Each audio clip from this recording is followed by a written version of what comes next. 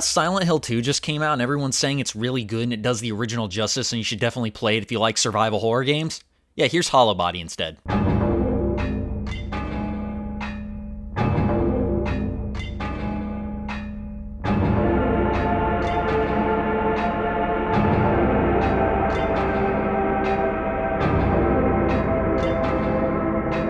Hollowbody is a recent release, not unlike that aforementioned remake, that seeks to create a more faithful adaptation of the old design principles of classic survival horror games, though with a different setting than most of them. A majority of the old guard of the genre had modern day settings, but Hollowbody says that the contemporary is boring and opts instead to launch a survival horror formula into the world of tomorrow with a dystopian tech noir setting that features a depiction of the United Kingdom that has collapsed under the weight of urban decay and economic inequality. Wait, I thought they said this was in the future. I'm kidding, I'm sure the UK is a great place to fuck me, never mind. Fortunately, this is not a video about socio-political criticism, it's a video about a survival horror game, so I don't have to engage with politics at all outside of making jokes at other people's expense. Now, I've talked a lot in some of my other videos about the revival that's occurring with regards to the classic style of horror games. We were in a dark age there for a while where the genre of horror games was dominated by either the established franchises that had degraded into action shooters and newcomers that shirked the puzzle solving and resource management the genre was known for in favor of virtual roller coaster rides through the world's shittiest haunted houses. Luckily though, with the success of Resident Evil 7, a new age was heralded in for the style that has been capitalized on by wide-eyed indie devs looking to make their mark on the industry by making that kind of game that everyone liked 20 years ago. We've had some good ones recently like Crow Country back in 1995, Tormented Souls, Signalis, and Hollowbody. Hollowbody is, like many of the games I've covered on this channel, a passion project that was undertaken by a single man, one Nathan Hamley. I think this is a picture of him, but I'm not sure, I couldn't get any confirmation. He previously made a walking sim called Chasing Static that some YouTubers liked, and it gave him enough money to make Hollowbody. Unlike Chasing Static, Hollowbody is the type of game that does not make me viscerally angry when I look at it, and instead makes me really happy because I'm a depressed late millennial who remembers when things were allowed to be fun and not just infinite money printers. Interestingly enough, Hollowbody's page on the dude's website specifically lists Silent Hill and Kuon as sources of inspiration, but does not list Resident Evil, and I can kind of see why. There's a lot more focus on creating a moody atmosphere and storytelling than was present in those games, and with the outdoor sections where you have to navigate the town, yeah, I can definitely see the influence. One thing I want to get out of the way before I go any further, besides the spoiler warning, is that this is a one-man project and it shows. There's some jank, there's goofy little bugs and glitches. This kind of thing is to be expected with this kind of thing, and I'll go on a little rant about that at the end of the video,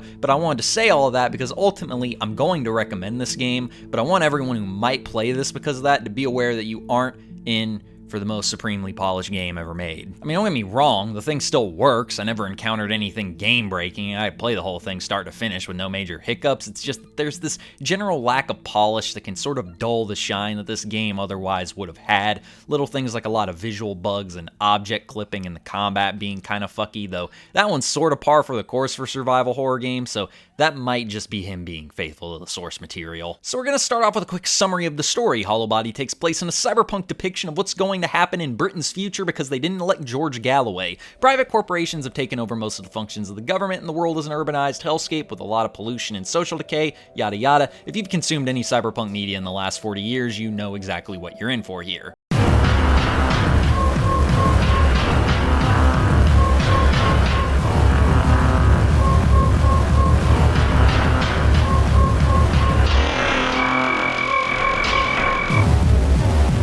Within the lore of Hollowbody, at some point prior to the start of the game, some kind of disease broke out in a poor section of the city during some corporate construction project, which led to most of the population mutating, and the district being cordoned off into what is referred to as the exclusion zone. The main character is a woman named Mika, a black market smuggler who journeys into the district in search of her girlfriend Sasha, who went missing after going there on some kind of scientific expedition. She tries to go directly to the location where she was last supposed to be, but the car crashes and now she's stuck in hell on earth. Fun times. From here, the goal is to make your way through this rundown shithole to try and find Sasha while dealing with the few infected denizens that are left after the epidemic. There's combat, exploration, puzzles, all the typical stuff that you would expect from a game with this genre descriptor, and it's also pretty spooky.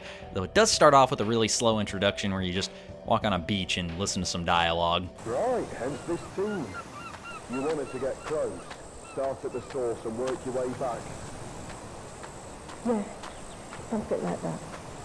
Other than that though, you're pretty quickly doing all the things you would expect. You actually start off with a gun, which is kind of unexpected, though you never really get a whole lot of ammo for it, thankfully. Hollowbody is a pretty short game and there's not a huge amount of combat in it, and what there is pretty easy. Now that I'm thinking about it, I actually didn't die once during my entire playthrough, so it's definitely on the more forgiving side. For people who maybe want something that's more challenging, that's definitely a downside, but there's also a hard mode, so that probably alleviates that complaint. If you're a story and exploration type person, then I think there's actually a mode that turns off the enemies completely, though that seems kind of pointless to me since, like I said, the game's pretty easy anyway. There's also a pretty condensed roster of weapons here as well. In my last video, I talked about how Attica had like 50 trillion guns, and here it's the polar opposite. You got 5 weapons in total, 3 guns and 2 melee. Since this isn't a shooter though, and is more focused on puzzle solving and exploration, I give it a pass, but I think it is something worth noting. There is combat in this game, but I wouldn't call it a combat-focused game. It definitely takes after Silent Hill in that area. Where Hollowbody really excels is in its atmosphere and presentation.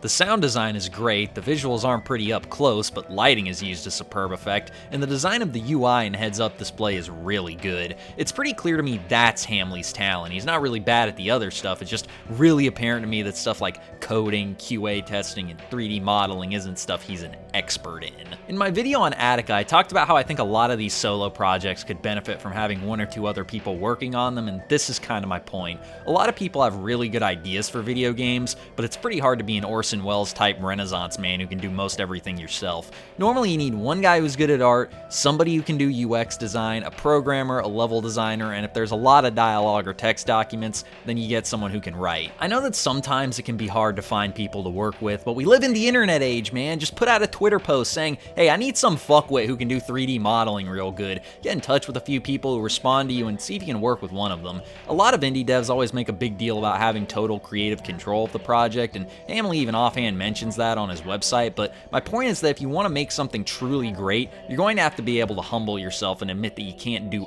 everything. There's a pretty wide range between one-man band and the army of faceless devs that churn out AAA slop, and I really think that indie devs need to learn the wonders of networking if they want to really challenge the bigger studios. Case in point, these new survival horror games. There's a bunch of people trying to make these things now, and half of them are one-man shows, which is why they have dev cycles of like 4 years apiece. If you looked around, you fuckers started talking to one another and learning to work together and figure out who can do what, then instead of having games that are pretty good or okay, you can make something that has the potential to be truly great. Don't get me wrong, as it is in its current form, Hollowbody is pretty good. It's just like I said, you can tell it was only one guy doing all this. Yeah, occasionally you get an Orson Welles type or David Lynch type who can do a bunch of shit just on their own, but you're probably not that guy, pal. Most dudes making these games are more like John Ford or Alfred Hitchcock, geniuses with a distinct vision who also have a team of really talented people who can help make that vision a reality.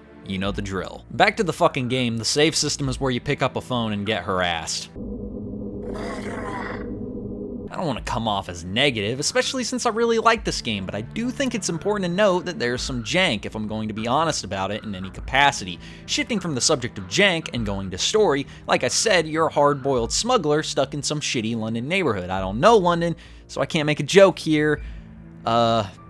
British teeth bad, haha. The game is fairly short in length, and the level sequence goes apartments, park, church, sewers, subway, and fucked up monster tunnels. In between each of these sections is a trip through the streets where you get a preview of what British public infrastructure will look like 70 years from now. We take a whimsical tour through some well-kept public housing before our day trip takes us through a park where, like, the scariest fucking thing happens.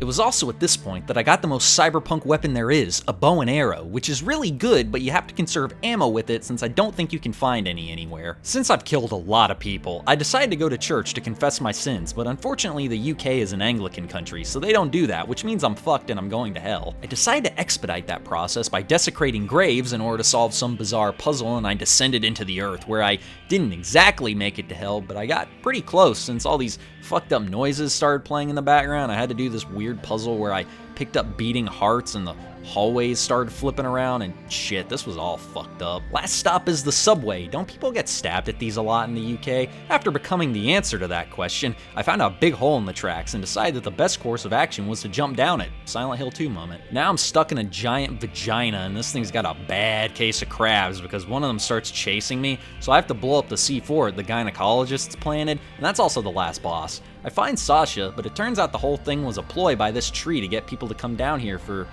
some reason. I didn't really get the story. We get an epilogue where 24 years later, this giant being comes out of the ground. Oh, that's the Hollowbody. I get it. Whatever, that's my brief story summary. If you want the specifics, get this thing and play it for yourself and give Hamley more money to keep doing his thing. There's some rough edges to this thing, but I liked it overall. I stand by my little rant earlier. I think if we get some indie devs super groups to start forming, we can get some really good stuff made that can light a fire under the bigger guys' asses. Now, if you'll excuse me, I'm not gonna go play Silent Hill 2. Nope, definitely not. Just kidding, I'm playing it. Survival horror is officially back. Now we just need car combat to fully make a comeback, and this channel will really be going off. Not crossing my fingers for that one. But at least we got this, plus a few other games.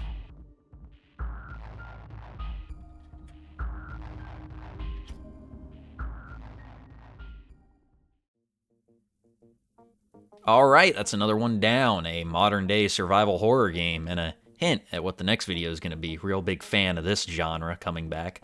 But other than that, that's going to be it for this video, so don't forget to like, comment, subscribe, all that typical YouTube outro stuff that you always got to say at the end of every video for that engagement. Other than that, I want to thank the patrons over on Patreon, Spec Teams 1 Slingshots, Zorio, the Gazer Patron, and Lev, as well as members here on YouTube, Saiga, and Brigador24. Thanks a whole lot, y'all. I really appreciate you. Also really appreciate anyone who clicked on this video, and especially if you watched it all the way to this point. But other than that, that's all I got for this one, so I'll see y'all in the next video. Goodbye.